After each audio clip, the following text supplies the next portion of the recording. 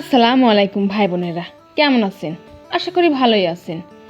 সকাল সকাল ঘুম থেকে উঠে প্রকৃতির স্নিগ্ধতা অনুভব করতে চলে আইছি।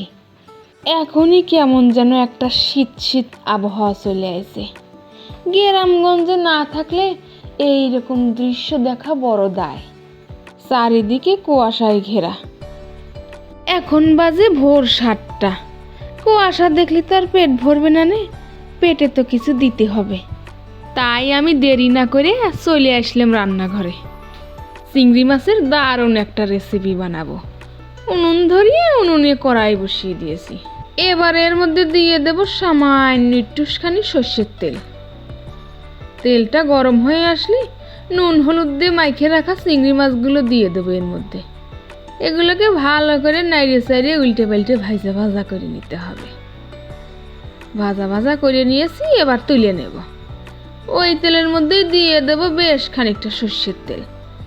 তেলটা হালকা গরম হয়ে আসলে এর মধ্যে দিয়ে দেব কুচনো আলু আর পেঁয়াজ আর কাঁচা লঙ্কা দিয়ে এর মধ্যে দিয়ে দেব বেশ খানিকটা লবণ।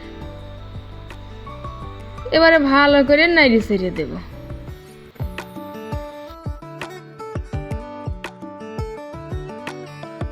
এর মধ্যে দিয়ে দেব সামান্য একটুখানি হালদির গুঁড়ি আর দিয়ে দেব ধনিয়া গুঁড়ি, দিয়ে দেব ঝাল ঝাল লঙ্কার গুঁড়ো। এবারে ভালো করে নেড়ে ছেড়ে দেব। একটু ভাজা ভাজা করে নিতে হবে। এর মধ্যে দিয়ে দেব আদা রসুন বাটা আর জিরে বাটা দিয়ে দেব। আবারও ভালো করে নেড়ে ছেড়ে দেব আমি।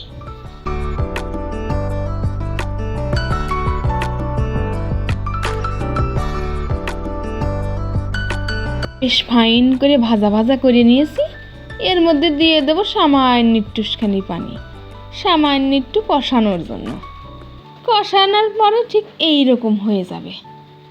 তার মধ্যে দিয়ে দেব ভাইজে রাখা চিংড়ি মাছগুলো, দিয়ে ভালো করে উল্টে পাল্টে নেড়ে ছেড়ে দেব। যেহেতু আমি মাখো মাখো করব, তাই এর মধ্যে দিয়ে দিলাম সামান্য একটুখানি পানি।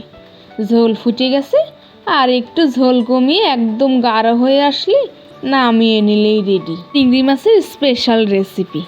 খাবো কি, দেখেই মনটা ভরে যাচ্ছে। যাই হোক, আজকের মতন এই পর্যন্তই থাক। আবার নতুন কোনো রেসিপি নিয়ে হাজির হব। আল্লাহ হাফেজ।